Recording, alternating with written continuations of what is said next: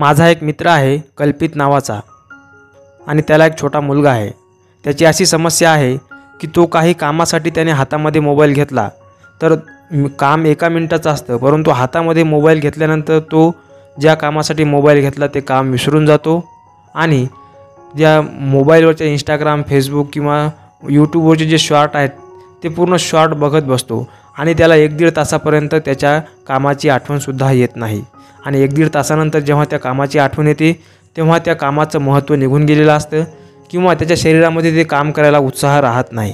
आणि हीच गत त्याच्या मुलाची सुद्धा आहे। जो लहान ते त्याचं जे बाळ आहे ते जसंही हातामध्ये मोबाईल घेतल्याशिवाय जेवण करत नाही किंवा अभ्यासही करत नाही आणि त्याच्या घरामध्ये जवळपास सगळ्या मेंबरची हीच कंडिशन आहे। पूर्ण घर हे रील्सच्या अधीन झालेलं आहे। परंतु तो जेव्हा शांततेने विचार करतो की ही सोपी जी वाटणारी, स्वस्त किंवा फुकट वाटणारी जी गोष्ट आहे त्याने आपल्या घरामध्ये किती त्रास होणार आहे आणि पुढे त्यांना काय त्रास होऊ शकतो याबद्दल त्याला प्रचंड भीती वाटते। कारण की त्याने जे प्रथमदर्शनी जे काही साईड इफेक्ट या रील्स बघण्याचे झालेले आहेत तो ते असं सांगतो की त्याचा जे बाळ आहे किंवा तो स्वतः जास्त एका ठिकाणी एकाग्र राहू शकत नाही। म्हणून त्याने माझ्यासोबत डिस्कस केलं। त्याला मी ज्या गोष्टी सांगितल्या त्या मी तुम्हाला या व्हिडिओच्या माध्यमातून सांगण्याचा प्रयत्न करतो, तर त्याच्यासोबत तुम्हीसुद्धा ऐका आणि नंतर मी हे जे सांगितल्यामुळे त्याला जो फायदा झाला तो सुद्धा तुम्हाला नक्कीच फायदा होईल। त्याची सक्सेस स्टोरी या व्हिडिओमध्ये मी तुम्हाला सांगणार आहे। तर सर्वप्रथम तो आला की म्हटला की डॉक्टर साहेब, आम्ही असं जे मोबाईल बघतो त्यामुळे आम्हाला काही साईड इफेक्ट होतील का किंवा यापासून कसं मुक्त व्हायचं याबाबत थोडं मार्गदर्शन करा। तर मी त्या कल्पितला सांगितलं की मी जेव्हा या गोष्टीचा रिसर्च केला तेव्हा मला असं कळालं की हा प्रॉब्लेम फक्त आपल्या भारतातच किंवा महाराष्ट्रातीलच लोकांना नसून पूर्ण जगामध्ये हा प्रॉब्लेम पसरलेला आहे। कारण की काही काळा अगोदर असं वाटत होतं की टाईम इज मनी, म्हणजे टायमा हाच पैसा आहे। परंतु आज रोजी जे डिजिटल युग आलेलं आहे यामध्ये जे ॲप्लिकेशन निर्माण करणाऱ्या ज्या कंपन्या आहेत त्यांना माहीत झालेलं आहे की अटेन्शन इज मनी। तुमचं लक्ष जेवढं जे ॲप्लिकेशन वेधून घेईल तितकं ते ॲप्लिकेशन जास्त पैसे कमवणार। तुमचं सर्वात जास्त लक्ष जे वेधून घेणार आहे ते फेसबुक, इंस्टाग्राम, यूट्यूब हे आज रोजी भारतामध्ये ट्रेंडिंगमध्ये असणारे ॲप्लिकेशन आहेत। म्हणजे आणि यांचा जो वापर आहे तो कमी होत होता, लोक यांचा उपयोग कमी करत होते, म्हणून याने रील्स नावाच्या एका गोष्टीचा शोध लावला। त्यालाच यूट्यूबने शॉर्ट असं नाव दिलं, म्हणजे शॉर्ट व्हिडिओ। कमी वेळामध्ये जास्तीत जास्त माहिती, जास्तीत जास्त मनोरंजन देण्याचा ते प्रयत्न करत आहेत। आणि हे आजकाल आपण हे रील्स बघतो आणि बघतच राहतो, आपला वेळ कसा जातो हे आपल्याला काहीही माहीत पडत नाही। परंतु बंधूंनो, हार्वर्ड युनिव्हर्सिटीच्या शोधानुसार या रील्स बघणाऱ्या लोकांना एक प्रकारची बिमारी होती, तिला त्यांनी नाव दिलेलं आहे MPI, म्हणजेच त्याचं नाव आहे मास सायकोजेनिक इलनेस। आणि याचा जो प्रथम जो त्रास आहे, जे लोक जास्त रील्स बघतात किंवा जास्त सोशल मीडिया स्क्रॉल करत राहतात त्या लोकांना पहिला जो त्रास सुरू होतो, ही बिमारी जर ओळखायची जर असेल तर त्यांना विनाकारण एखादा शरीराचा अवयव जो असतो किंवा हात किंवा पाय विनाकारण हे हलवत राहतात। म्हणजे त्यांचं जे शरीर आहे ते हायपर ॲक्टिव्ह रिस्पॉन्स देत आहे, म्हणजे त्याला शरीर हे शांततेनं बसू सुद्धा शकत नाही। हे आपण जेव्हा सोशल मीडियावरील ॲप्लिकेशन जास्तीत जास्त वापरतो हे त्यांनी इतके सोपे केलेले आहेत की 4Gचा जसाही स्पीड आला तसा आपल्या नुसतं फक्त आपल्याला अंगठा वर करायचा आहे तर आपल्यासमोर 1, 2, 3 अशा कित्येक रील्स एका मागोमाग येऊ शकतात। आणि एका रील्समध्ये एक वेगळ्या प्रकारचं ज्ञान, दुसऱ्या रील्समध्ये आणखी वेगळ्या प्रकारचं ज्ञान, आणि असं ज्ञान आपल्याला दिले जाते की त्या ज्ञानाचं आपल्याला काहीही गरज नाही। आणि दुसरं लक्षण सांगतात की असं असल्यामुळे मानसिक जी शांतता आहे ती लोकांची भंग पावत आहे। आणि ज्याप्रमाणे कल्पितने सांगितलं की त्याच्या मुलाची एकाग्रता कमी झालेली आहे, त्याला अभ्यासामध्ये लक्ष लागत नाही आणि काहीही ध्यानात राहत नाही, हा जो परिणाम झालेला आहे हा सुद्धा रील्स बघण्यामुळे झालेला परिणाम आहे। कारण की हार्वर्ड युनिव्हर्सिटीचे शास्त्रज्ञ सांगतात की या रील्स बघितल्यामुळे, सोशल मीडिया वापरल्यामुळे आपली जी एकाग्रता आहे ती भंग पावते, आपला फोकस एका ठिकाणी राहत नाही। एका मिनिटामध्ये एक रील्स बघायला पाहिजेत, परंतु लोकांची एकाग्रता इतकी आज रोजी भंग पावलेली आहे की एका मिनिटामध्ये ते कमीत कमी 5 ते 10 रील्स बघतात। म्हणजे एका रील्सवरती 5 ते 10 सेकंदसुद्धा थांबणं आज रोजी आपल्याला शक्य झालेलं नाही आणि आपलं अटेन्शन त्याच सोशल मीडियावरती असायला पाहिजेत. म्हणून आपल्याला फसवण्याकरता मोठमोठे AI म्हणजे आर्टिफिशियल इंटेलिजन्स आपला वेळ घेण्याकरता बसलेले आहेत, आपलं अटेन्शन घेण्याकरता बसलेले आहेत. आणि जे लोक रील्स बघतात तसेच जे लोक रील्स बनवतात त्यांनीसुद्धा सावध झालं पाहिजेत. कारण की रील्स बनवणे ही सुद्धा एक प्रकारची बिमारी सांगितलेली आहे. कारण की या रील्स बनवणाऱ्या किंवा रील्स पाहणाऱ्या लोकांना डिप्रेशनचा खूप मोठा धोका असू शकतो. कारण की आपण ज्या लोकांच्या रील्स बघतो, ज्यांच्या पोस्ट लाईक करतो, ज्यांना आपण फॉलो करतो, त्यांच्यासारखं बनण्याचा आपण प्रयत्न करत असतो.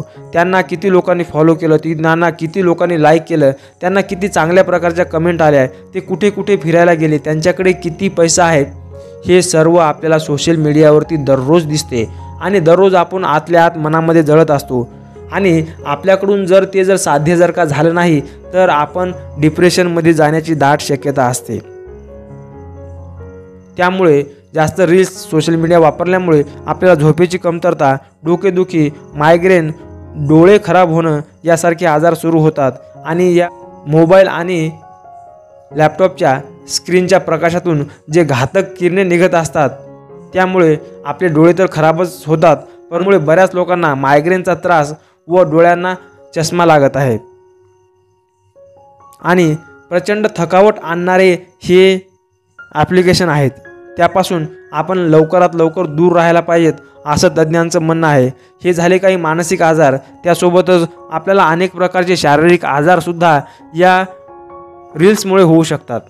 त्यामुळे सर्वात महत्त्वाचा जो आजार आहे तो सांगितलेला आहे संपूर्ण जगासमोर येणाऱ्या काही दिवसातली जी समस्या आहे की आत्ता जे सगळ्यात जे ट्रेंडिंग जे आजार आहेत ते म्हणजे कॅन्सर, डोळ्याचे आजार, दाताचे आजार, हे सर्व या आधुनिक जीवनशैलीमुळे आपल्याला झालेले हे जे आजार आहेत. परंतु आता जो येणारा सर्वात मोठा आजाराचा जो धोका आहे तो म्हणजे आपल्या मानेचे व पाठीचे आजार होणार आहेत. कारण की आपला पूर्ण जी जीवनशैली झालेली आहे ती प्रवास आणि मोबाईलमध्ये आपण जे डोकं खुपसून बसतो त्यामुळे आपल्या पाठीच्या मणक्यावरती व मानेवरती प्रचंड ताण येतो.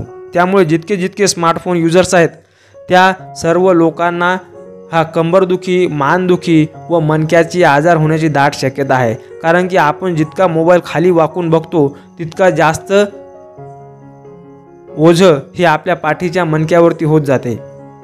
आणि दुसरा जो त्रास सुरू झालेला आहे, एक वेळ हातामध्ये मोबाईल घेऊन बसलो आपण किंवा लॅपटॉप घेऊन बसलो आणि व्हिडिओ बघायला लागलो, स्क्रोल करायला लागलो की आपल्याला किती वेळ जातो ते कळत नाही. त्यामुळे लठ्ठपणा हा सुद्धा आपल्याला आजार बहुतेक लोकांना झालेलाच आहे. त्यामुळे आत्ताच या सोशल मीडियाच्या भूतापासून आपण सावध झालेलं पाहिजेत. कारण की हा आपला अमूल्य वेळ तर खातच आहे, परंतु त्या अमूल्य वेळासोबत आपल्या शरीराचा सुद्धा नाश करत आहे. आणि आयुष्य आपलं कसं जात आहे हे आपल्याला कळत नाही. ज्या लोकांना आयुष्यामध्ये काहीतरी करायचं आहे, प्रगती करायची आहे, त्या लोकांनी हा सोशल मीडियाचा ट्रॅपमधून बाहेर आलं पाहिजेत आणि आपल्या व्यक्तिगत जीवनासोबत जगलं पाहिजेत. तर यावरती समाधान काय आहे तर आपल्या घरातील लहान बाळं किंवा आपण स्वतः या ट्रॅपमध्ये जर का फसलो जर असेल तर सर्वात प्रथम आपल्या मोबाईलला डिटॉक्सिफाय केलं पाहिजेत. आपला मोबाईल जर डिटॉक्सिफाय झाला तर स्वतःचं जीवनसुद्धा डिटॉक्सिफाय होईल. सर्वात पहिलं काम केलं पाहिजेत की मोबाईलमध्ये जे अनावश्यक जे ॲप्लिकेशन आहेत ज्यांच्यावरती आपला व्यर्थ वेळ जातो त्यांना आपण सर्वप्रथम 8 दिवसाकरता डिलीट करायचं संकल्प घेऊन 8 दिवसाकरता डिलीट केलेला आहे. त्यांना कोणत्याही परिस्थिती मी फेसबुक किंवा इंस्टाग्राम उघडणार नाही, त्यांचे शॉर्ट बघणार नाही. डिलीट मारून टाकले सोशल मीडियाचे ॲप्लिकेशन आणि नंतर मग बघायचं की आपल्यामध्ये काय परिणाम होतो, आपल्या झोपेमध्ये कसा सुधार होतो, आपण कशा प्रकारे व्यायामामध्ये लक्ष देऊ शकतो. आणि दुसरं जे प्रकारचे जे काम करायचं आहे की आपण आपले जे मित्र फेसबुकवरती, व्हॉट्सअपवरती आपण ज्यांना बोलत असतो त्यांना प्रत्यक्षात जाऊन बोलवून आणि भेटायचं आहे. त्यांचीसुद्धा ही सोशल मीडिया सोडण्यात मदत करायची आहे आपल्याला. आणि कमीत कमी आपण डिलीट तर मारायचंच आहे, परंतु जर नाही जरी मारू शकलो तरीसुद्धा आपण कमीत कमी जेवण करताना मोबाईलला हात लावायचा नाही हा दृढ संकल्पित घ्यायचा आहे. आणि आपल्या आयुष्यामध्ये मोबाईलमध्ये आपल्याला जेवढा आनंद भेटतो तोच आनंद आपल्याला काहीतरी नवीन शिकण्यामध्ये, आपला छंद जोपासण्यामध्ये आनंद भेटला तर आपण कधीही या सोशल मीडियासारख्या तुच्छ सुखाकडे जाणार नाही. आपल्याला आपला छंद, एखादं पुस्तक वाचन किंवा चित्रकला, कबड्डी, पोहणे यासारख्या नवीन गोष्टी जर आपण शिकायला जर सुरुवात जर केली तर तुमच्या आयुष्यामध्ये तुमचं शरीर तर निरोगी राहील, मनसुद्धा निरोगी राहील आणि तुमचा हा जो व्यर्थ जाणारा वेळ आहे, नंतर जो तुम्हाला दुःख देणाराच आहे, तो तुमच्या आनंदात परिणत होईल.